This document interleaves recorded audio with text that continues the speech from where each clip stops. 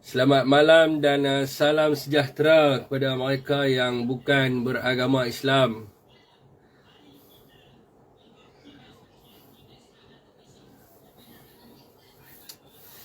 Selamat Hari Raya, maaf zahir dan batin kepada semua sahabat-sahabat yang sentiasa bersama-sama dengan saya, Muhammad Syafiq bin Abdul Halim, bersiaran di Facebook Live. Tidak kira latar belakang parti politik, sekiranya tersalah dan silap itu mohon maaf.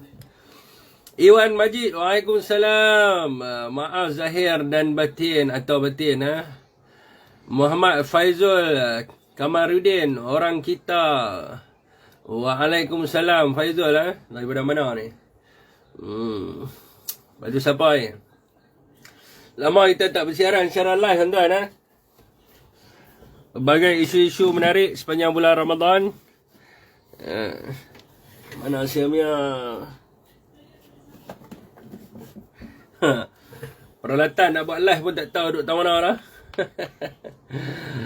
Jackie Sparrow, Waalaikumsalam. Penang, Faizul Kamarudin, Penang lah.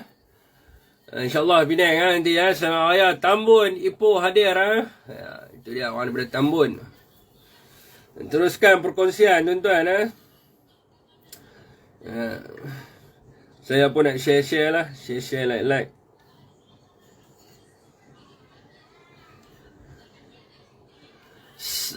Penerangan Kezek. Waalaikumsalam. Lama tak dengar cerita. Cerita apa malam ni? Cocok lah cerita. Kita satu-satu. Muhammad Faizul Kamarudin duk minum kopi semeja, tak ingat leceh lah bro. Dah pakai spek mata, tak pakai gambar kecil. Jangan cakap itu. Tengok muka ingat lah. Ni parti halu Syed Bob, Waalaikumsalam. Jangan duk kata itu. Kita ingat lah. Mana boleh tak ingat? Faizal Zal. Faizal Waalaikumsalam. Yusuf. Waalaikumsalam. Selamat Hari Raya. Maaf zahir dan batin. Adina Hamid. Jengka. Jengka hadir.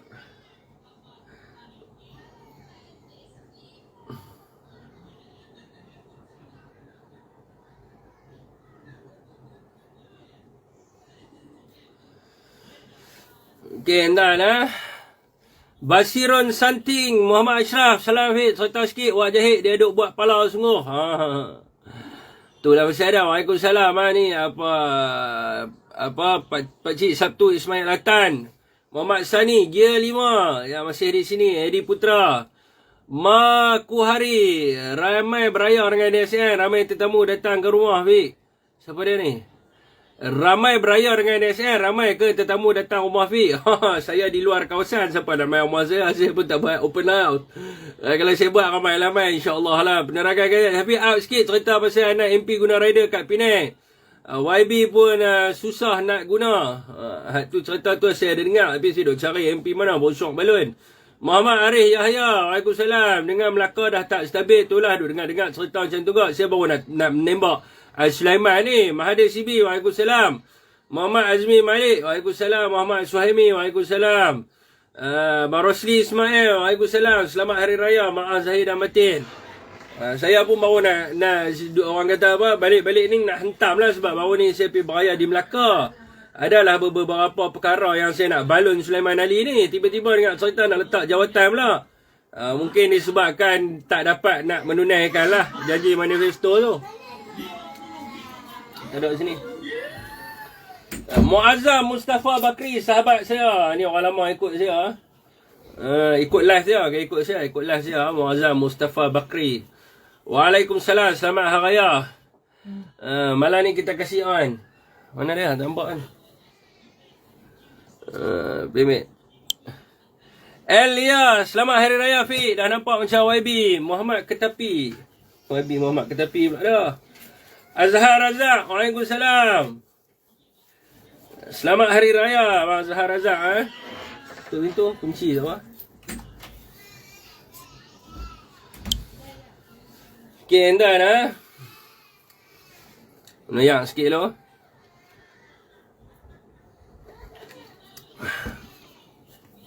Saya baru ni saya pergi Melaka tuan. Kebetulan daripada KL tu, ayah rumah mak mentua saya. Tiba-tiba saya ni orang yang sukakan sejarah. Jadi ada kelapangan lah, Facebook pun menajar percutian saya, Facebook saja. Daripada kata boy. Raya sakan lah, saya pun tak tahu, tiba-tiba Facebook hantar dekat saya sejumlah orang kata apa, duit lah dalam akaun saya tu. Dia kata disebabkan oleh iklan di Facebook. Tak apalah, kita ambil pergi bercuti lah. Muhammad Samsudin K. Momo, Cik kita, Waalaikumsalam. Hasan SMS di Twin, Adnan Rahman, Pantas Usaha, Cik Kaha. Okey, jadi saya pun pergi lah, pergi di Melaka lah kan. Tengok-tengok ada dalam PayPal kan, buka-buka PayPal ada. Facebook Island. Dia keluar daripada Facebook Island. Tiger King, Waalaikumsalam. Jadi pergi di Melaka, ada banyak lah beberapa perkara yang saya nak tegur, kecuali termasuk dengan janji manifesto berkenaan semasa PRN Melaka tu kan. Ada banyak perkara saya nak sentuh, tapi tiba-tiba hari ni saya dapat terima mesej daripada Ratu Naga. Ratu Naga ni dia suka blast WhatsApp lah.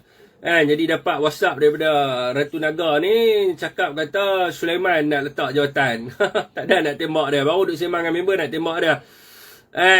Muhammad Arif Yahya, Waalaikumsalam. Jadi saya banyak perkara lah saya nak tegur. Antaranya adalah di tempat-tempat percutian ni. Kebersihan ni kena jaga. Sebagai contohnya kita ambil yang paling mudah, River Cruise Melaka lah. River Cruise Melaka, dekat tepi-tepi sungai tu kan ada kedai kan. Jadi saya duk makan di ikan bakar muara Sungai Melaka, tak silap saya lah, di dekat dengan State Ties tu. Elia, Waalaikumsalam Elia. Jadi bila duk makan di situ, bau dia tak apa nak senang. Jadi bini pun cakap kita ambil lah table yang tepi sikit, yang dekat dengan Sungai Melaka. Jadi dapatlah menikmati suasana lampu tu kan. Jadi kami sampai tu lepas daripada maghrib sikit. Jadi nak menikmati suasana lampu tu. Tak apalah, duduk. Saya pun bau apa ni? Bau apa ni? Saya lemah sikit bila nak makan ni. Ada bau macam bau longkang tu, saya tak boleh nak makan lah. Anwar Rizal, Waalaikumsalam. Jadi bau dia ni amat-amat dahsyat lah tuan-tuan, bau dia. Jadi ayam tu saya pergi tengok, Allah, kelebok macam dengan kalau orang Kedah panggil ni kelebok. Kalau kelebok ni dia macam berselutnya, berselut lah kan. Kelebok ni berselut, tak silap saya. Jadi dia berselut lah, bau dia tu memang tak dapat kita nak menahan lah dia punya bau dia tu. Azhar, Waalaikumsalam. Cik Muhammad Nur, Waalaikumsalam. Yilikir, Waalaikumsalam kepada sesiapa yang memberi salam. Jadi bila bau ni susah lah. Susah lah kita nak menikmati juadah tu. Jadi saya pun beritahu lah dekat orang rumah, jomlah kita try naik tengok River Cruise ni. Nak melihat lah daripada mana asal usul bau ni. Jadi naiklah River Cruise tu. Naik River Cruise tu tak berapa ringgit lah, murah lah kan. Bagus lah untuk orang kata percutian kan. Harga dia pun tak mahal sangat. Dan di atas River Cruise ni pun bagus juga, sebab dia duk cerita pasal sejarah. Jadi taklah rugi kita naik tu. Tiger King, Maiden MJ, Yusri Zulkifli, Rosli Salaman, Waalaikumsalam. Semua yang memberi salam kepada saya. Mungkin tak dapat semua saya nak sebut nama, separuh pun jadilah tuan-tuan. Nak cerita pasal Melaka ni. Takut terlupa. Jadi naik-naik ni tuan-tuan, di kiri dan kanan sungai tu, dia ada kedai. Adalah kelab malam belah kiri ni, banyak lebih kepada kelab lah. Dia ada Hard Rock Cafe, dia ada macam-macam lah kan. Kelab-kelab ni, belah kanan ni, dia lebih kepada kedai makan. Orang kata asam pedas, muara Sungai Melaka. Lepas tu ada lagi lah kedai-kedai lain, kedai kopi dan sebagainya. Yang menjadi masalahnya di sini adalah mungkin MB dia tak perasan benda ni. Jadi orang di dua-dua kedai ni, kalau tuan-tuan sambil naik cruise tu, tuan-tuan boleh nampak mereka buang sampah dalam sungai tu. Mereka buang sampah dalam sungai tu lah. Jadi bila kita tanya kepada adalah beberapa orang peniaga. Kan saya duk sembang lah dengan dia kan, kenapa buat macam ni dan sebagainya. Kan dia bagi tahu lah, dia kata tempat sampah tu, tempat tong sampah tu tak ada di situ. Kan tak ada dekat area situ lah. Dan saya pun pusing lah tengok kan, pusing keliling tu tengok, memang tidak ada satu tong yang besar lah. Jadi itu pun tidak boleh dijadikan alasan sebenarnya kepada peniaga ni untuk buang sampah dalam sungai tersebut. Jadi dia kena bungkus lah sebenarnya. Tapi itu adalah kesalahan peniaga lah, dan kesalahan sebab mereka tak mencintai, tidak ada perasaan nak cinta kepada negara, cinta kepada suasana pelancongan negara, tak cinta kepada bandar bersejarah ni masalah juga. Itu adalah masalah orang tu lah. Tapi masalah di peringkat kerajaan pun dia kena selesaikan lah. Daripada sudut majlis perbandaran dan sebagainya. Jadi dia kena selesaikan benda-benda ni semua. Jadi yang keduanya saya nak tanya juga, Melaka ni. Jadi bila kita pi ikut pakej percutian, saya nak buka sikit lah, ada beberapa tempat. Yang tempat ni sebenarnya termasuk dalam tempat pelancongan. Dan benda tu boleh dibeli tiket secara online dan sebagainya, tetapi tempat tu sudah pun ditutup. Antaranya pirate apa benda tu dia panggil Melaka Alive ke apa. Bau di Sungai Melaka itu disebabkan buangan sisa-sisa makanan dan kumbahan daripada kiri dan kanan sungai. Satu kaedah adalah mengelakkan daripada perkara itu berlaku. Ya betul. Jadi ada tempat-tempat pelancongan. Antaranya adalah Melaka Alive yang depan kota Formosa. Lepas tu apa benda lagi yang dia panggil Ferris wheel. Saya nak tanyalah kepada MB ni. Sebab antara salah satu manifesto Barisan Nasional semasa PRN Melaka adalah mereka nak mengutamakan pelancongan di Melaka ni.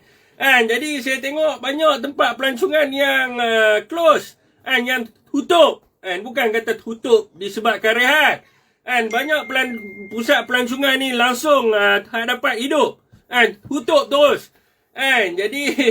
Jadi ni yang saya tak faham ni kan. Jadi sebab itu contoh macam Melaka Alive tu, dia tulis di situ under maintenance. Dia tulis itu under maintenance. Mungkin under maintenance, mungkin tutup lah. Ada masyarakat setempat bagi tahu dah lama dah under maintenance ni. Jadi dalam website dia bagi tahu baru under maintenance. Jadi kita tak faham lah. Jadi lepas tu kalau tuan-tuan pergi tengok di Ferris wheel tu, dah jadi orang kata dah jadi berdebu dah. Dulu nampak cantik indah di situ kan. Jadi disebabkan kerajaan negeri tidak menitik beratkan bandar bersejarah ni, maka jadinya berdebu lah tempat tu, dah jadi macam telah pun ditinggalkan. Jadi itulah saya nak tuntut lah janji Barisan Nasional di Melaka ni, tolonglah pelihara Empire Melaka ni, sebab dia adalah satu sejarah, nilai sejarah yang amat tinggi kepada negara kita. Jadi dan yang amat memalukan sekali, Museum UMNO juga duduk di situ, di tempat tu lah, kalau kita panggil State Ties tu, duduk di area tu juga. Jadi bila tidak terjaga, maka yang akan malunya adalah UMNO tu lah. Orang tengok kan, bangunan UMNO ada di situ. Jadi depan bangunan UMNO pun sampah banyak. Mungkin dia boleh buat area situ dijadikan sebagai bandar hijau kan dan sebagainya. Tak silap saya pernah pergi di Muar Maharani, tak silap saya ada satu pekan tu memang sampah tidak ada langsung. Bila kita tanya kepada masyarakat setempat, mereka kata Syed Saddiq dia buat program hijau kan Menentang Berat, lebih kurang macam tu lah. Jadi kalau kita tengok di tempat pelancongan Melaka ni, tuan-tuan sambil berjalan kalau tak tersepak botol dengan plastik, jadi benda tu orang kata memang pelik lah. Dan di situ ada juga pejabat-pejabat kerajaan, antaranya adalah ibu pejabat polis, pejabat akib negara, pejabat muzium dan sebagainya. Dan kalau kita tengok sendirilah pusat-pusat di situ, antaranya adalah orang kata apa, Muzium Melaka, kan, Muzium Sastra, semua tu adalah di bawah kelolaan kerajaan negeri. Jadi sepatutnya dia kena melihatlah kepada kedudukan sampah dan sebagainya, benda ni semua. Jadi tak bolehlah orang luar datang ke negara kita, kita habaq kata ni adalah salah satu tempat pelancongan, pelancongan, kita bagi tahu ini adalah bandar bersejarah. Bila orang mai, orang tengok apa, sampah banyak sangat. Jadi saya kena suruh anak-anak saya kutip lah. Yang bestnya anak saya kutip kat depan Muzium UMNO. Saya tunjuk kat anak saya tu bangunan UMNO. Kutip depan-depan bangunan UMNO tu. Macam di Pulau Pinang, tak silap saya lah, DAP ke, DAP tak silap saya, dia ada buat satu yang pakai baju ungu tu kot. Mereka jogging sambil mereka kutip orang kata apa, sisa-sisa pepejal yang ada kat atas jalan ni. Ambil barang lantong sampah, ambil barang lantong sampah. So dia kena buat lah, ini kena buat lah sebab dia sebut dalam manifesto dia. Untuk pelancongan negeri Melaka.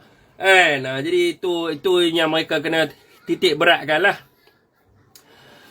Melaka banyak hotel tutup. Ya betul ya, banyak hotel tutup. Banyak hotel tutup dan hotel tidak diselenggara.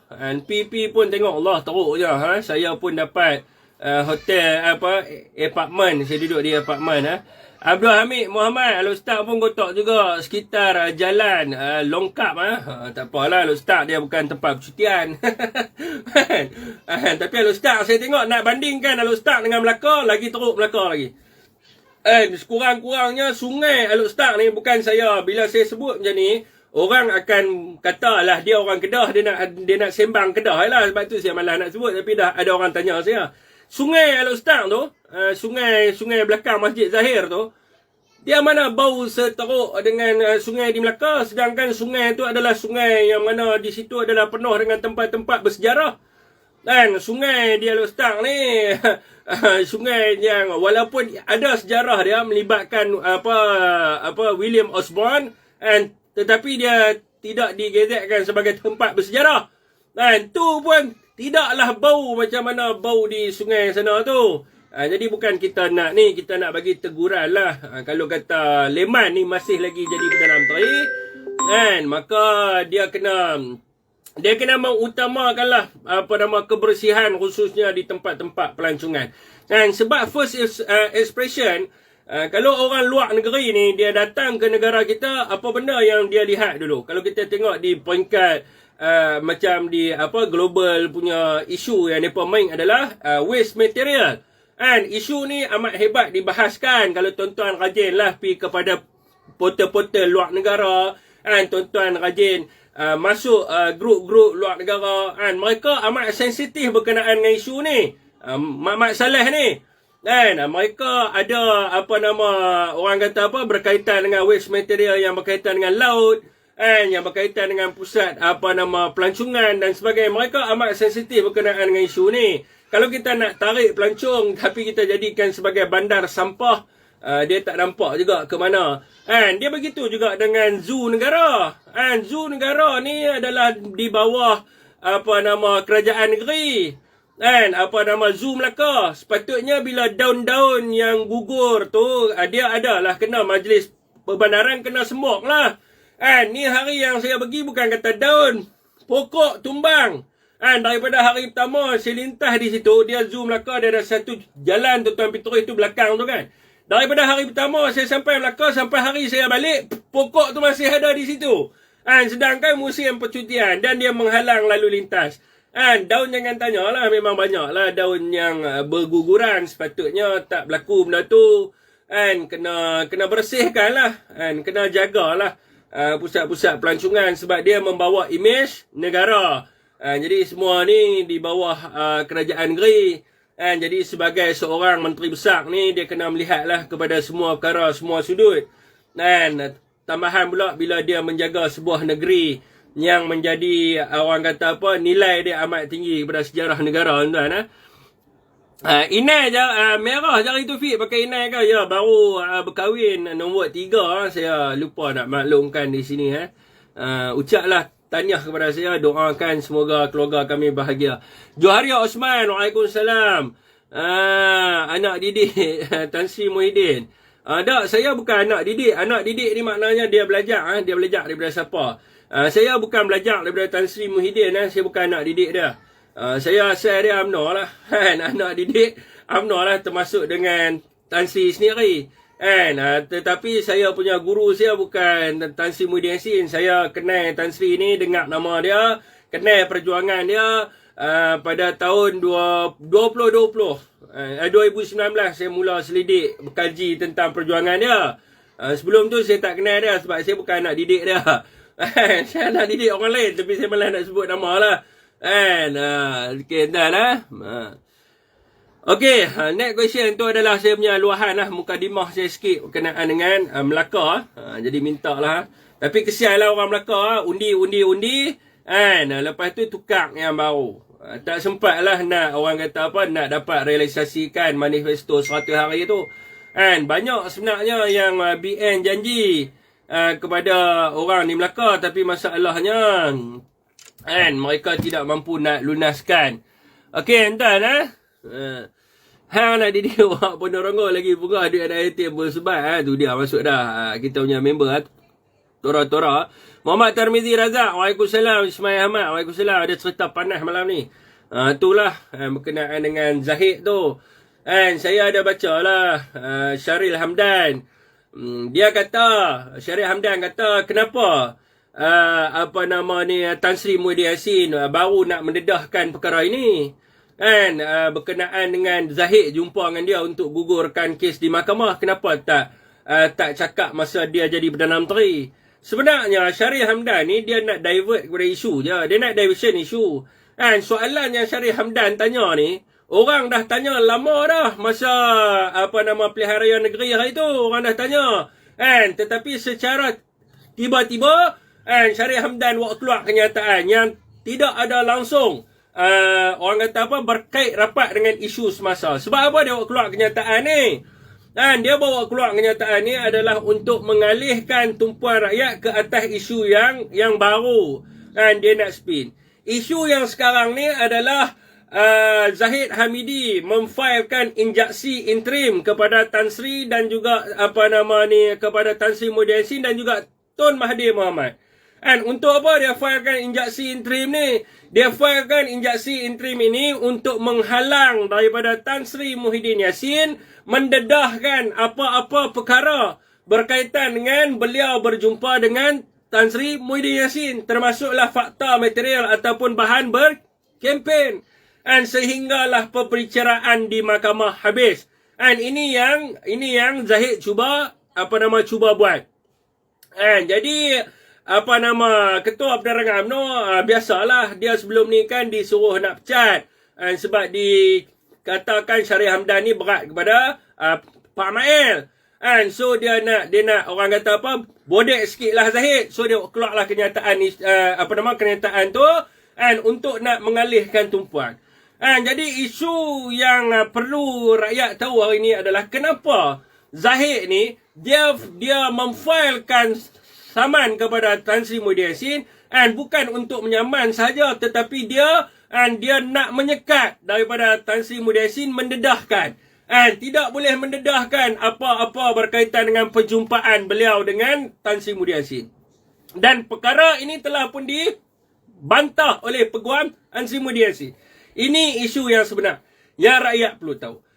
Jadi sekarang ni Zahid dia takut sebab apa? Dia takut dan dia kena sekat Tan Sri Muhyiddin Yassin daripada bersuara. Sebab apa? Kalau Tan Sri Muhyiddin Yassin bawa keluar bukti, bawa keluar gambar, bawa keluar fakta materi yang berkaitan dengan perjumpaan mereka, maka rakyat akan boleh menilai. Ini yang dia cuba buat. Jadi Zahid ni biasalah bila kes mahkamah dia akan delay sehinggalah kepada pilihan raya. Jadi dia sebenarnya dia bawa kes ni adalah untuk dia nak injaksi itu saja, untuk menghalang daripada kebebasan bersuara. Jadi si Ketua Penerangan ni dia nak mengalih. Isu dia bukan sekarang, tuan-tuan. Semasa Tan Sri letak jawatan sebagai Perdana Menteri, Tan Sri dah sebut dah. Dia dah sebut dah. Dia sebelum dia letak jawatan, ni saya rasa Syarif Hamdan ni dia tidak membaca apa berita. Apa berita melaporkan waktu itu Tan Sri mengatakan bahawa kerajaan digugat kerana kluster mahkamah yang cuba untuk menyuruh beliau menggugurkan kes di mahkamah. Malah semasa hari beliau meletak jawatan, kenapa Zahid tidak menyaman semasa hari itu? Semasa Tan Sri letak jawatan, dia sendiri bagi tahu hari dia letak tu. Dia kata dia kena resign disebabkan ada pihak-pihak yang telah pun menarik sokongan ke atas beliau. Dan pihak-pihak yang menarik sokongan ini adalah kerana beliau tidak dapat melunaskan impian mereka untuk menggugurkan kes di mahkamah. So, soalan yang Syarif Hamdan tanya ni, soalan yang tak relevan untuk dijawab sebab orang dah tahu benda ni. Malah Tan Sri dah sebut tentang Zahid ni sejak daripada tahun 2016. Berkaitan dengan apa penyelewengan YMDB dan sebagainya. Bukan lepas dia gugur saja jadi Perdana Menteri, baru dia nak sebut berkenaan dengan perkara ini. Dia dah sebut lama. So, soalan yang Syarif Hamdan tanya ni tak patut dijawab pun. Mana-mana orang tak perlu jawab pun sebab rakyat tahu tentang benda ni. Kita nampak dia ni seolah orang gila. Jadi yang perlu kita persoalkan, kenapa nak perlukan injeksi tu? Kalau betul, kalau kata Tan Sri keluar lagi fitnah tu sama lagi. Kalau betul benda itu fitnah. Tetapi sehingga ke hari ini, Zahid Hamidi tidak dapat membuktikan bahawa itu adalah fitnah. Dia hanya buat sumpah laknat. Dia hanya buat post di Facebook yang mengatakan dia tak pernah jumpa dengan Tan Sri Muhyiddin Yassin. Tetapi bila naik di mahkamah, beliau harus membuktikan bahawa Tan Sri Muhyiddin Yassin fitnah dia. Di bawah akta fitnah ni, dia kena tunjuk bukti yang mengatakan ucapan Tan Sri di Johor tu, Tan Sri telah fitnah dia. Dan di pihak Tan Sri Muhyiddin Yassin juga, Tan Sri Muhyiddin Yassin kena dedahkan bukti bahawa memang ada perjumpaan di antara dia dengan Zahid, dan Zahid meminta beliau untuk menggugurkan kes di mahkamah. Tan Sri di Johor bukan sekadar mengatakan bahawa dia ada bukti, malah dia mengatakan bahawa dia ada saksi berkenaan dengan perkara itu. Dia ada witness. Witness dia siapa? Witness dia adalah dia bertanding di mana saya lupa nama dia. Saya tengok balik Ketua Penerangan Johor. Nama apa dia? Berapa dia bertanding ni. Apa nama? Muhammad Solehan Padri. Witness dia adalah Muhammad Solehan Badri yang ada di rumah Tan Sri semasa Zahid Hamidi datang. Jadi bukan saja bukti witness ada. Tapi sekarang ni Zahid nak file. Dia tak bagi buat keluar saksi. Dia tak bagi buat keluar bukti kepada umum. Jadi benda ni tak sepatutnya lah. Kalau dia betul-betul berani, betul kata Tan Sri fitnah dia, maka dia bawa kes ke mahkamah dan buktikan bahawa itu adalah fitnah. Bukan nak gunakan mahkamah untuk menyekat kepada kebebasan bersuara. Ini yang Zahid cuba buat sekarang ni. Sebab apa? UMNO, kita tahu zaman Zahid ni, kita tahu tuan-tuan, Zahid memang selalu salah guna kuasa. Semasa dia duduk di Kementerian Dalam Negeri pun sama juga. Dia menggunakan PDRM untuk melindungi jenayah dia buat. Antaranya adalah dia melakukan kekasaran kepada seorang remaja. Dia pukul dan dia letak orang tu di dalam gundi dan masukkan ke dalam bonet kenderaan dia. Malah perkara ini pernah dibawa ke Dewan Rakyat sebab ada report berkenaan dengan benda tu. Tapi Zahid menggunakan kedudukan dia sebagai menteri waktu itu, dia menggunakan apa aja kuasa yang dia ada untuk menutup kesalahan yang dia buat. Macam yang ada sekarang ni apabila Ismail Sabri jadi Perdana Menteri dan Zahid Hamidi adalah Presiden UMNO itu sendiri. Dia memanipulasi sistem kehakiman sebab apa? Dia nak menyekat kepada kebebasan bersuara. Apabila mahkamah mengeluarkan perintah supaya agar Tan Sri Muhyiddin Yassin tidak boleh menceritakan kepada umum apa yang berlaku di antara pertemuan dia dengan Zahid, maka dia akan berlaku masalah lah bila nak kempen nanti. Tan Sri Muhyiddin Yassin bukan kata Tan Sri je. Semua orang dalam Parti Perikatan Nasional tidak boleh sebut tentang Zahid Hamidi. Termasuklah witness-witness yang ada semasa Zahid jumpa dengan Tan Sri Muhyiddin Yassin untuk gugurkan kes dia di mahkamah. Ini isu utama yang Syarif Hamdan kena jawab sebenarnya. Okey, entah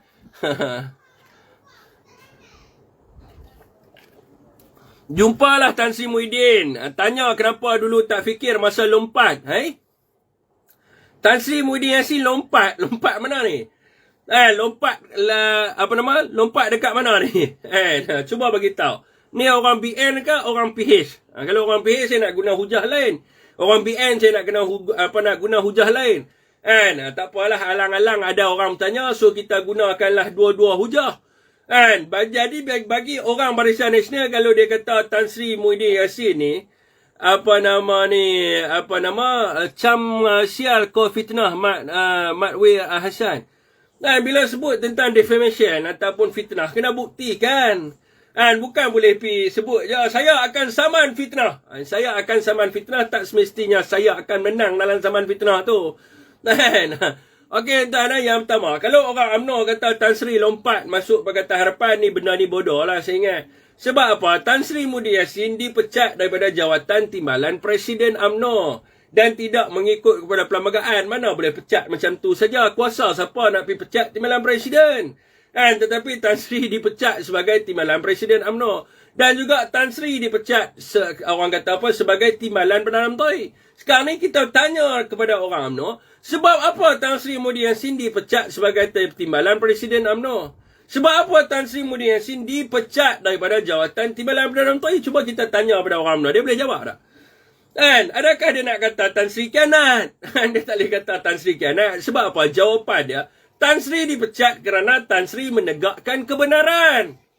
Kerana Tan Sri tegakkan kebenaran dan dia tanya salah laku yang dibuat ke atas wang rakyat. Dia tanya duit rakyat ni berbilion-bilion dibelanjakan oleh Najib Razak dan keluarga dia. Guna untuk apa? Yang cerita sikit pasal YMDB dan sebagainya. Jadi sebab dia bertanya, sebab dia mendedahkan kepada rakyat yang tidak ada kena mengena dengan dia. Rakyat seperti kita yang tidak ada kena mengena dengan Tan Sri Muhyiddin Yassin, kerana dia cerita kepada rakyat, maka dia dipecat. Kalau Tan Sri tak cerita kepada rakyat, kalau Tan Sri nak mempertahankan kedudukan dia sebagai timbalan Presiden UMNO, dia boleh minta berbilion ringgit daripada Najib, tetapi kerana hati dia telus, kerana dia amanah, kerana dia jujur kepada rakyat, maka dia cerita kepada rakyat apa yang berlaku. Dia cerita kepada rakyat apa yang berlaku dan dia telah pun dipecat. Dipecat sebagai timbalan Presiden dan dipecat sebagai timbalan Perdana Menteri. Dia menyertai Pakatan Harapan untuk menegakkan kebenaran, nak bagi tahu salah laku yang telah dibuat oleh Najib Razak. Dan semasa Tan Sri jadi Perdana Menteri, mereka tidak mendapat kebebasan. Mereka tidak mendapat kebebasan. Mereka punya pasport mereka kena tahan, mereka tak boleh pergi ke Singapura, mereka tak boleh pergi ke Jerman dan sebagainya. Dan mereka terpaksa menghadapi perbicaraan yang seadil-adilnya tanpa gangguan sebarang pihak. Di mahkamah. Dan mahkamah 2 kali telah membuktikan bahawa Najib Razak memang terlibat dalam skandal YMDB. SRC International dah didapati bersalah pun. Cuma sekarang ni rakyat nak kena tunggu bulan Ogos. Selepas daripada pilihan raya pada bulan Julai, barulah kes Najib Razak akan disebut di mahkamah pada bulan Ogos. Nampak tak? Kalau Tan Sri jadi Perdana Menteri, benda ini tidak akan berlaku. Dia akan tegakkan. Sebab apa? Najib telah pun mengambil hak rakyat. Itu jawapan kepada orang UMNO. Jawapan kepada orang Pakatan Harapan. Saya pergi raya baru ni. Pakcik saya. Pakcik saya, dia duduk dengan pejuang. Dia tanya soalan macam tu lah. Dia tanya kenapa Tan Sri lompat. Saya kata kat dia, Tan Sri lompat kat Tun Mahathir letak jawatan. Orang pejuang ni, orang Pakatan Harapan ni, dia masalah mereka ni, mereka tidak mahu menerima realiti. Mereka cuba create fantasi untuk bagi mereka ni benci kepada Tan Sri Muhyiddin Yassin. Mereka duduk dalam alam fantasi. Mereka create satu illusion dalam kepala dia. Dia kata Tan Sri lompat sebab itulah kerajaan pakatan benci, pakatan jatuh dan sebagainya. Dia nak benci kepada Tan Sri Muhyiddin Yassin tu, dia terpaksa create satu illusion dalam diri dia. Sedangkan benda tu tak wujud, keadaan tu tak wujud. Perdana Menteri dilantik atas 3 perkara. Yang pertamanya adalah di bawah kuasa 42. Kuasa yang di-Pertuan Agong untuk melantik seorang Perdana Menteri. Yang keduanya adalah pada hematnya di-Pertuan Agong, dia mendapat sokongan daripada ahli Dewan Rakyat. Majoriti ahli Dewan Rakyat. Ni syarat yang pertama. Yang kedua. Yang ketiganya, dia bukanlah seorang rakyat naturalisasi. Jadi dia boleh dilantik sebagai seorang Perdana Menteri. Ada 3 perkara ni yang perlu kita tahu. Dan bagaimana seorang Perdana Menteri boleh hilang kelayakan untuk menjadi Perdana Menteri? Yang pertamanya, berlakunya motion of confidence. Jadi kena ada undian. Undi tidak percaya. Undi tidak percaya kepada Perdana Menteri. Dan Perdana Menteri kalah di dalam motion of confidence tu. Maka dia kena letak jawatan. Yang kedua, Perdana Menteri mati. Yang ketiga, Perdana Menteri meninggal dunia. Yang keempat, Perdana Menteri letak jawatan. Saya nak tanya kepada tuan-tuan, Tan Sri lompat ke Tuan Mahathir letak jawatan? Hal ni soalan ni kita balik. Kita balik soalan ni kepada titik permulaan yang pertama. Tak perlulah cerita pasal Sheraton ke apa ke, tak perlu cerita. Cerita dia kita balik, siapa letak jawatan? Tuan Mahathir letak jawatan. Sebab apa Tuan Mahathir letak jawatan? Tuan Mahathir letak jawatan sebab desakan untuk Anwar Ibrahim jadi Perdana Menteri. Jawatan Perdana Menteri tidak boleh diwarisi. Maknanya kalau Tun buat perjanjian dengan Anwar, dia tak boleh waris kepada Anwar untuk jadi Perdana Menteri. Tak boleh. Dia kena letak jawatan dulu. Maka dia letak jawatan sebab Anwar desak dia, Saifuddin Nasution desak dia, suruh dia letak jawatan, bagi peluang kepada Anwar Ibrahim jadi Perdana Menteri. So dia letak jawatan. Bila dia letak jawatan, Anwar Ibrahim kena buktikan bahawa sekurang-kurangnya dia pun minat. Kena buktikan bahawa dia mendapat sokongan majoriti untuk menjadi seorang Perdana Menteri. Masa Tuan letak jawatan, Anwar pergi jumpa Agong, orang dalam PKR sendiri pun tak setuju dia jadi Perdana Menteri. Antaranya grup daripada Azmin Ali, grup daripada Zuraidah. Mereka tak sokong Anwar Ibrahim jadi Perdana Menteri. Anwar Ibrahim tidak mendapat majoriti untuk menubuhkan kerajaan dan melayakkan dia untuk menjadi Perdana Menteri. Dia tidak ada majoriti. Maka selepas itu barulah Tan Sri Muhyiddin Yassin datang dan ajak UMNO sebab tidak ada majoriti pada waktu itu. Ajak UMNO dan juga PAS membentuk sebuah kerajaan Perikatan Nasional. Sebab dia ada masalah dia yang lain. Dan yang tuan-tuan dengar tadi saya sebut adalah waktu Tun jadi Perdana Menteri, Anwar Ibrahim desak dia suruh letak jawatan. Desakan dan juga orang kata apa, keinginan untuk jadi Perdana Menteri itu sangat tinggi sampai dia tak kira dah apa benda yang lain. Yang keduanya daripada sudut pemikiran. Pemikiran mereka lain. Pemikiran lain. DAP resis kepada orang Melayu. Ini yang menyebabkan kerajaan Pakatan Harapan itu hancur. Jangan mereka buat illusion semata-mata. Dia kena duduk atas realiti. Dan semasa itu Tan Sri mendapat sokongan untuk jadi Perdana Menteri. Dan mereka tanya saya, pakcik saya sendiri tanya saya, apa yang membuktikan Tan Sri sah menjadi Perdana Menteri? Apa yang membuktikan dia sah? Rujuk kes Nizar. SD itu. SD yang dibawa jumpa dengan Yang di-Pertuan Agong. Dan Yang di-Pertuan Agong mengesahkan Tan Sri mendapat sokongan majoriti. Tidak cukup dengan sokongan Yang di-Pertuan Agong semasa bajet diluluskan. Dia ada 2 benda yang boleh menjadi bukti seseorang itu mendapat sokongan majoriti. Antaranya adalah SD dan juga undian berkenaan dengan kepentingan orang ramai, iaitu bajet. Semasa bajet dibentangkan pada tahun 2021, Tan Sri mendapat sokongan. Tan Sri Muhyiddin Yassin pada tahun 2020, Tan Sri mendapat sokongan. Dan majoriti ahli Dewan menyokong beliau. Semasa beliau menjadi Perdana Menteri, itulah yang menunjukkan bahawa beliau sah untuk jadi Perdana Menteri. Sekarang ni tidak ada isu lompat-melompat.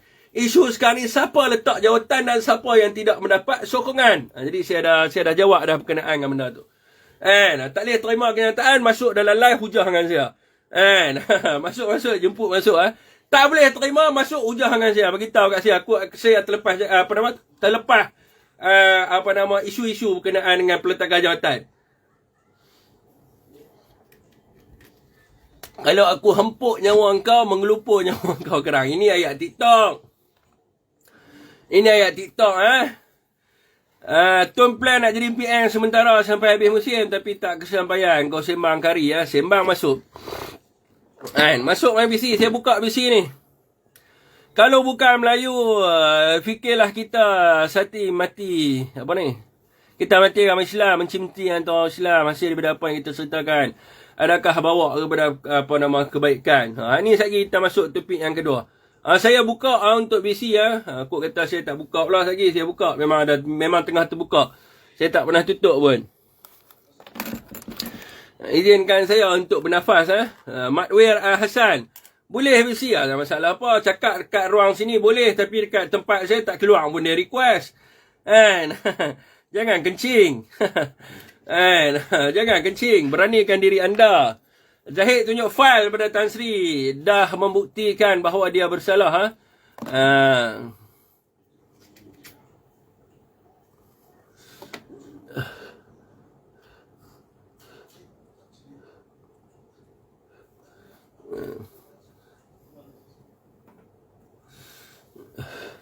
Najib raya di istana.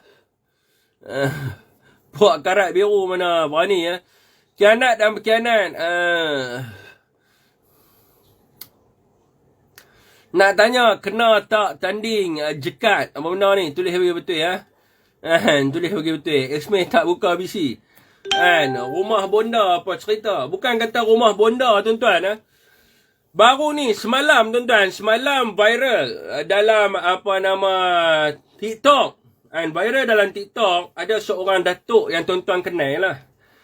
Dilaporkan sebelum ini apabila ditanya wartawan kepada Perdana Menteri kita Ismail Sabri berkaitan dengan dia beritahu kata dia ni lari. Dia lari dan masih dalam buruan pihak PDRM. Yang seorang lagi telah pun menyerahkan diri. Yang seorang Cina tu dia serah diri dah, Macau scam tu. Jadi ada seorang lagi scammer ni. Dikatakan dia lompat. Dia lompat pagar SPRM yang agak tinggi tu. Dia lompat dan dia telah menghilangkan diri. Bila dia telah menghilangkan diri, maka dia dalam buruan pihak PDRM lah sekarang ni. Mengikut kepada sebelum ni lah jawapan Perdana Menteri tu. Jadi semalam tuan-tuan viral. Isteri dia, tak silap saya, isteri dia nama Juliana, tak silap saya, dalam TikTok. Ada rakan hantar lah kepada saya live video tu. Depa tengah berhari raya Datuk Eddie Kana, dia memakai baju warna oranye samping tengah berjoget.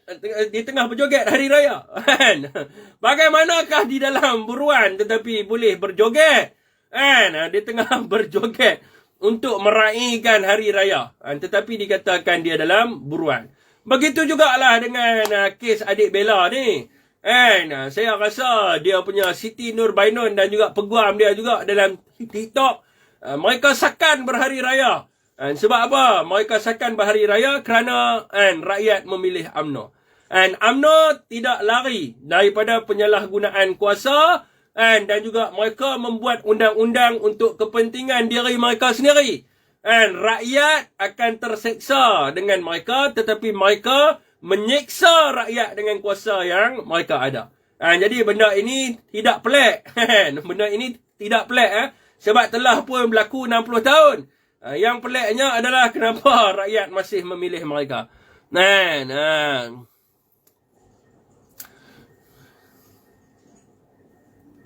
Anjang PLD kena tanya kepada SPRM pasal AD tu Datuk AD tak kisahlah nak tanya kepada siapa pun, kena jawab lah sebab tengok joget sakan sangat pakai baju oranye saya video dia saya tak simpan lah tapi Ustaz saya nak try cari buang masa lah, saya nak cari malam member saya hantar AD Kana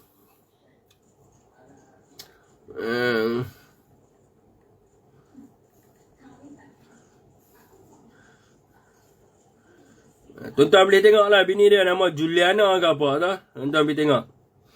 Kan, dia buat video menari. Agak viral lah. Kan.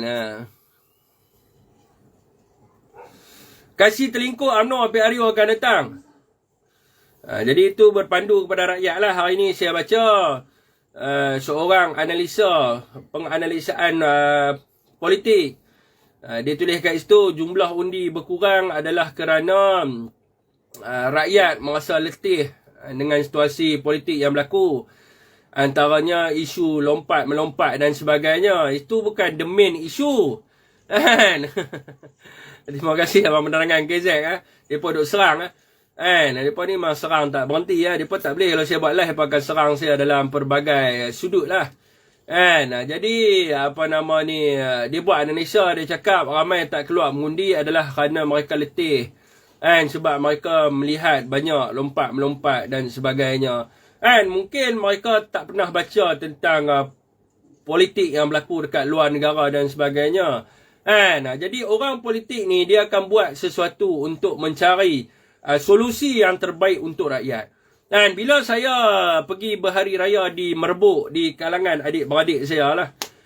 Jadi mereka pun duk membahaskan tentang isu-isu ni lah dia duk bahaskan. Tentang apakah pilihan yang terbaik untuk rakyat. Jadi ada yang mereka kata pejuang cuba bawa dengan tawaran yang baru untuk membawa satu tsunami Melayu untuk menang dalam PRU ke-15.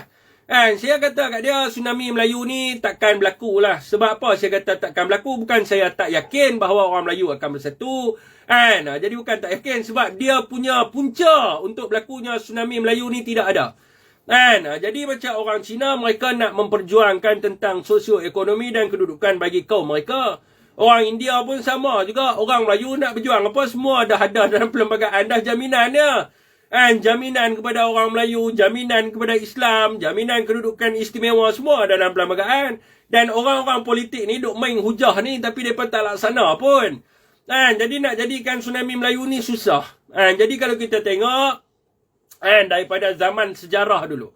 Zaman semasa penubuhan UMNO pada tahun 1946 pun menang dengan Malay Union kerana apa? Kerana adanya bantuan daripada semua kaum dalam negara, MIC dan juga MCA.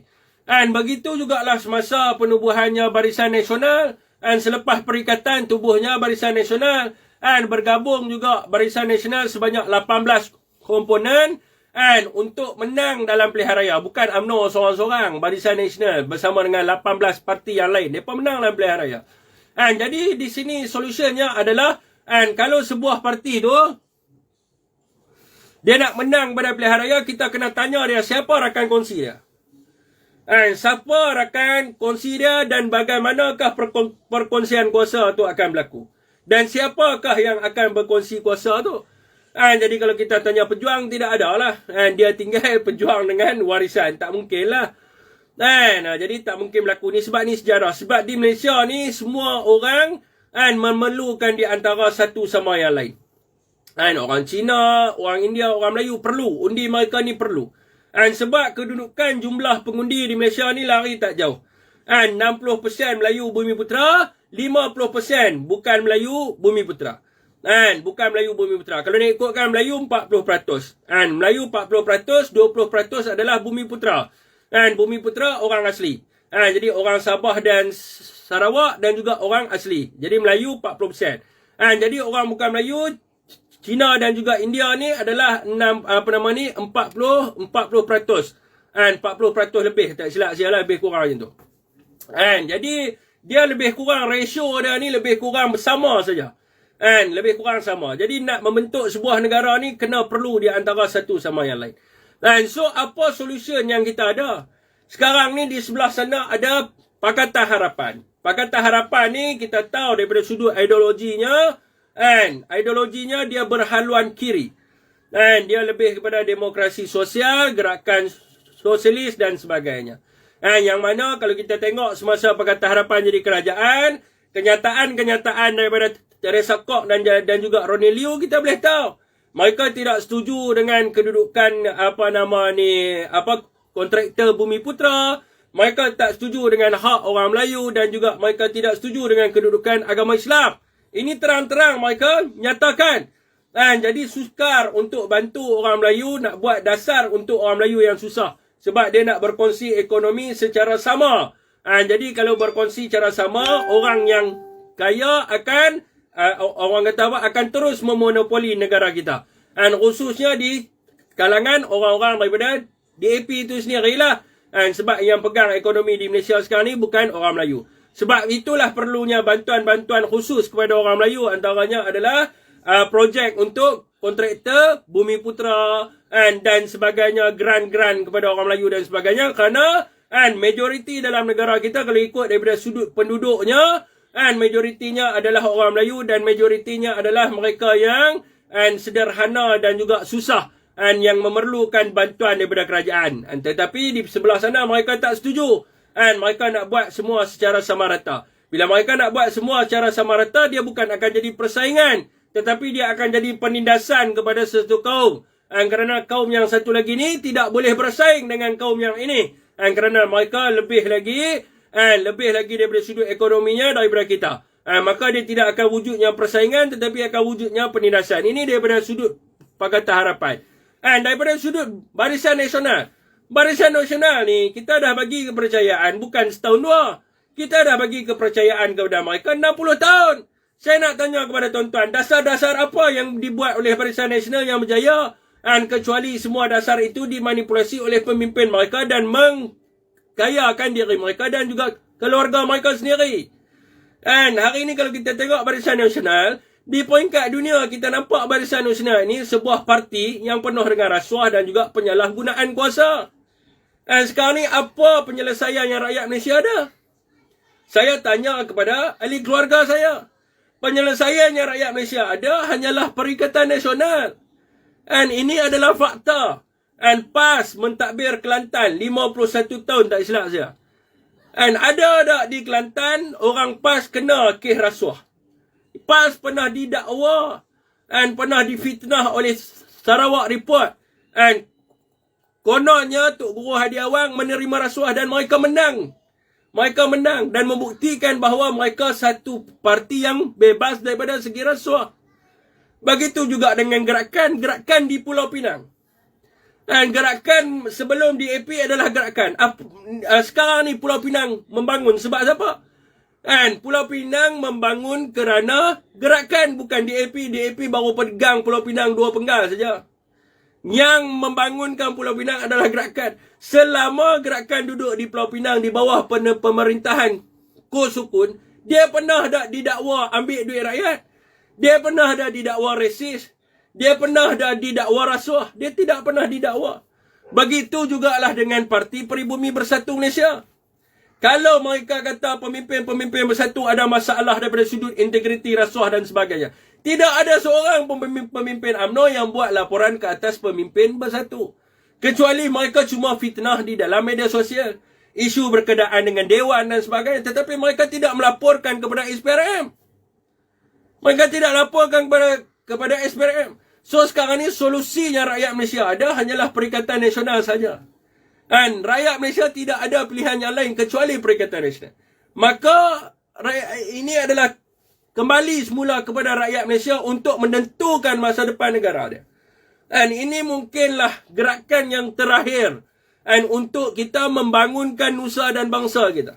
Kalau rakyat tak nampak kepada ke arah benda ini, masih lagi nak rasa lesu, masih lagi nak rasa tak boleh nak terima dan sebagainya, maka dia terpaksa melihat kerajaan yang korup, terpaksa melihat satu parti yang penuh dengan rasuah dan juga salah guna kuasa menjadi dominan dalam negara kita. Apabila mereka menjadi dominan, maka tidak akan wujudnya kestabilan. Di Melaka bergoyang, dah suruh Sulaiman Ali letak jawatan. Di Johor sebelum ini, baru lepas pilihan raya sebulan, dah suruh dah Menteri Besar letak jawatan. Dan tidak mungkin selepas Melaka, Johor juga akan dipaksa untuk letak jawatan. Jadi rakyat dah nak apa sekarang ni? Jadi rakyat perlu melihat kepada sebuah tawaran yang baru yang telah dibuat oleh Perikatan Nasional. Kita nak mengembalikan pada sudut sejarah. Negara kita merdeka kerana perikatan. Dan yang bawanya adalah Tunku Abdul Rahman. Hari ini kita nak merdekakan lagi sekali negara kita daripada puak-puak salah guna kuasa, puak-puak penindas, puak-puak rasuah. Maka kita wujudkan lagi sekali perikatan. Tetapi dengan bantuan daripada PAS, yang dulunya dikenali oleh sebagai PMIP, Pan Melayan Islamic Party, bersama-sama nak memerdekakan negara kita agar rakyat Malaysia ini dapat lebih maju di masa hadapan, menentukan arah tuju negara dia mengikut kepada acuan mereka sendiri. Ini yang kita cuba buat, tuan-tuan. Okey, tuan-tuan. Marah betul ya mereka ni, trupa-trupa UMNO dalam ni.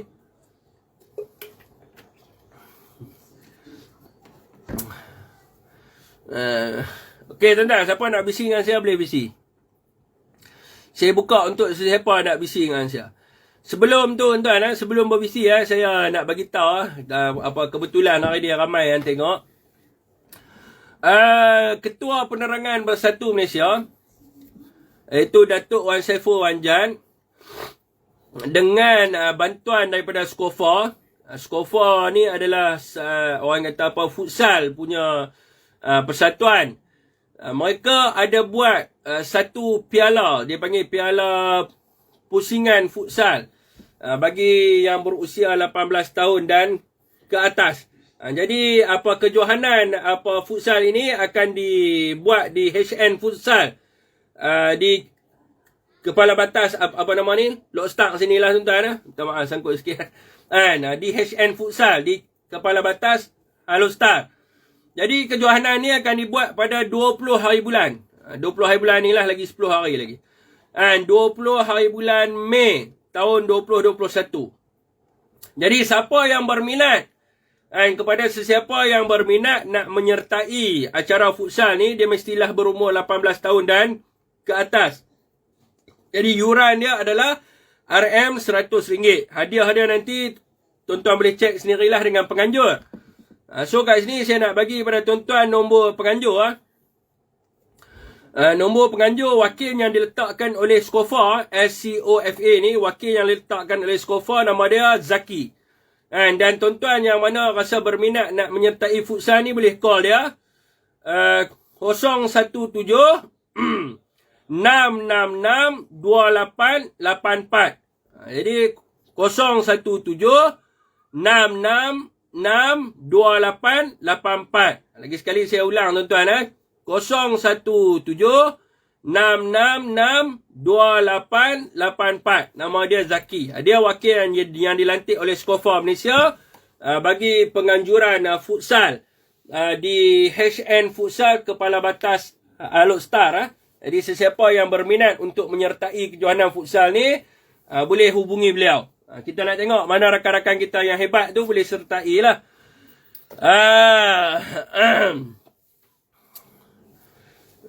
Okey, tuan-tuan.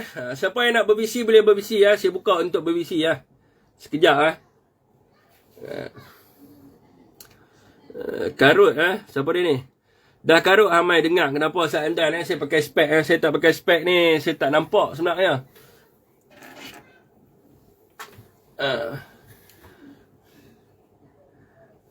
Bukan baru Fik buat live, lama dah tak ada satu pun masuk VC Fik.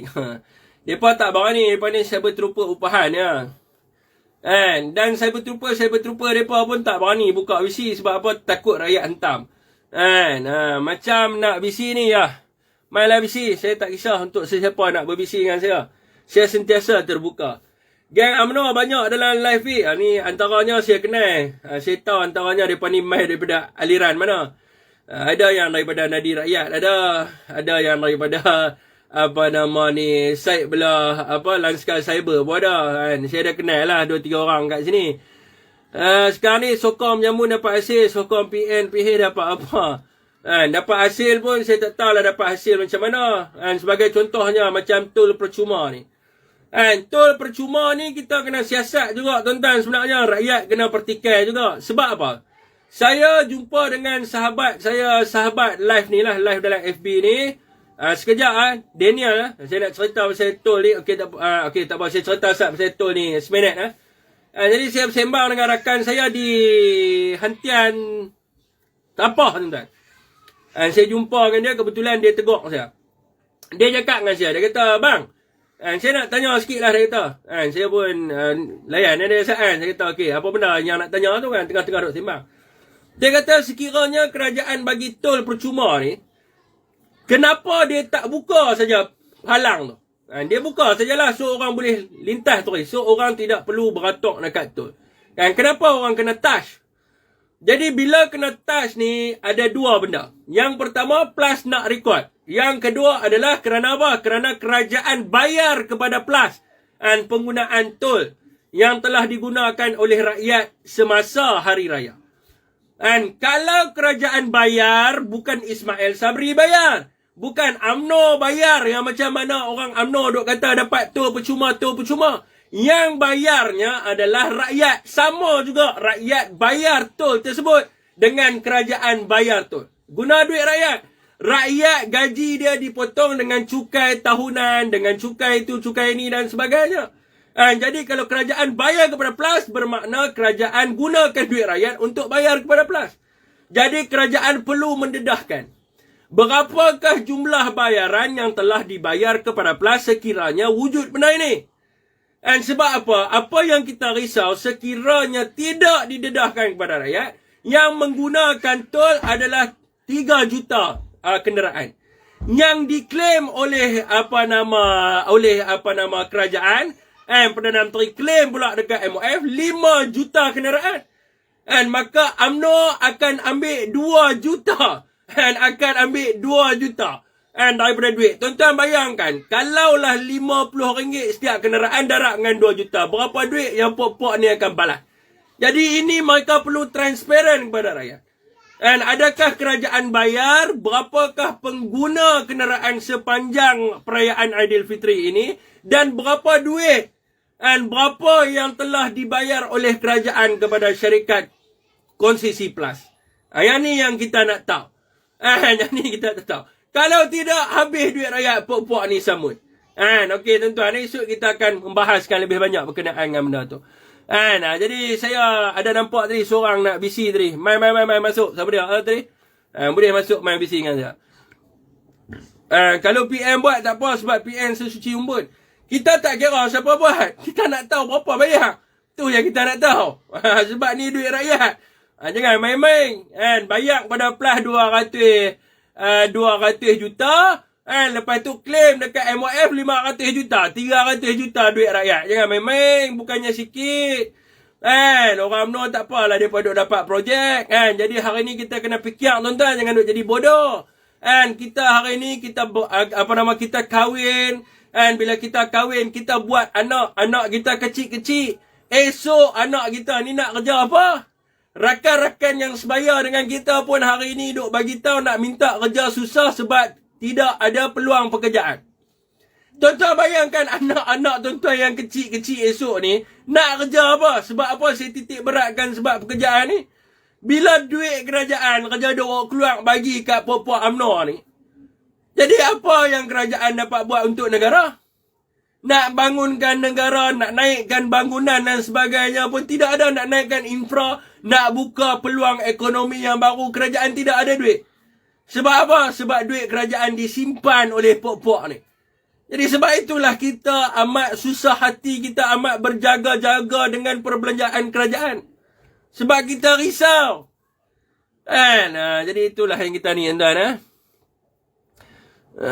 Okey tuan-tuan, siapa nak bisi tadi boleh main masuk bisi. Ini kita haraplah ada orang tanya tentang isu tol ni. Saya nak tahu ni. Saya akan tekan setiap malam isu tol ni. Sampai Pak Mae jawab isu tol ni. Free ke kena bayar? Kalau kena bayar, bagi tahu kerajaan bayar apa benda. Dia mesti bagi tahu kerajaan memperuntukkan 200 bilion untuk rakyat balik cuti. Setiap apa yang kerajaan bagi kepada rakyat, dia kena sebut nilai peruntukan. Dia kena sebut ada dalam perlembagaan. Bukan dia boleh bagi macam tu ya. Kerajaan telah membantu 100,000 orang rakyat yang susah. Bantu apa? Siapa yang dapat? Kena bagi tahu. Kerajaan memperuntukkan 1 juta untuk memberi laptop kepada orang-orang susah. Kena bagi tahu benda tu. Betul Fi, kerajaan bayar RM RM10. Lepas tu claim balik RM 100. Tebal pokek mereka. Ni kita tak mau. Ni kita tak mau, dia kena bagi tahu. Sebab tol ni dia tak bagi tahu. Ni apa nama, terima kasihlah kepada rakan kita di FB yang tanya soalan. Saya tak terfikir, mau saya terfikir betul juga. Jangan buat pasal okey, siapa nak BC ni? Isra Zaini Ishak kot, dia nak BC, boleh tak masuk BC ni? Dengan UMNO ni saya suka nak berbahas dengan UMNO ni sebab dia cakap isu panas tol lah. Kena isu panas ni tol ni dengan main-main sebab dia tak bagi tahu. Dia tak bagi tahu berapa duit. Memang. Itu dia, geng UMNO bukan masuk dah, marah. Dia marah lah, baru nak dapat agihan. Ismail Sabri baru ni buka puasa. Dengan ketua-ketua bahagian UMNO, dia dah kata dah. Ni contoh lah, dia kata, ketua bahagian UMNO jangan risau, kita akan bagi duit raya. Sekali bagi duit raya kat ketua bahagian, kata ambil daripada duit tol. Jangan menggila. Rakyat bukan bodoh, tuan. Rakyat bukan bodoh. Kalau 50 biji kereta, tuan, kita ambil lah. Kalau RM50 lah, RM50. Darab dengan 5 juta. Darab 5 juta banyak sangat. Kali dengan 1 juta lah kita ambil. Ada 2.5 bilion. Sama dengan duit YMDB ni. 2.5 bilion. Kalau mereka ambil duit rakyat ni. 2.6 bilion jadi kes YMDB. Kita takut tol pun jadi kes YMDB nanti. Bukan kira puak-puak ni. Ada lagi sebenarnya, tak ingat ke bila masa pula dah saya sokong PH. Kena siasat, tuan-tuan ya. Benda ni tuan-tuan kena tanya. Jangan harap saya ya. Tuan-tuan semua pengguna media sosial pergi ke dalam Ismail Sabri punya Facebook, tanya dia. Dalam tadi kami nak tanya, tol ni percuma betul ke PM bayar? Kalau PM bayar kena bagi tahu sebab PM bukan bayar guna duit poket PM. PM bayar guna duit tabung rakyat Malaysia. Kena bagi tahu. Jangan duk buat duit raya kepada ketua-ketua bahagian UMNO supaya sokong kepada dia nak jadi Presiden UMNO. Jangan duk buat macam tu. Kena tanya dia ni. Semua yang duk ada di sini 526 orang, semua ke Facebook Ismail Sabri, tanya dia. PM jawab. Lama-lama dia jawab. Lama-lama dia jawab, kita bagi dia pening. Sebab apa tuan-tuan, masa saya duduk di Kementerian Multimedia dulu, dia ada satu unit. Unit ni dia analisis. Dia analisis reaksi netizen. Jadi lagi banyak tuan-tuan tanya dekat dalam page Ismail Sabri, dia akan jawab. Kalau yang tanya tu 15,000 tu dah dia dikategorikan sebagai negatif punya komen dekat kerajaan, maka Ismail Sabri akan jawab. Dia akan jawab ataupun dia suruh pegawai dia jawab benda tu. Jadi rakyat kena tanya benda ni ya. Isu panas tu lah, jom tanya PM. Okey tuan, saya tengok dah lama saya tunggu tak ada yang nak BBC dengan saya. Saya rasa setakat tu aja untuk malam ni. Wabillahi taufiq wa hidayah. Assalamualaikum warahmatullahi wabarakatuh.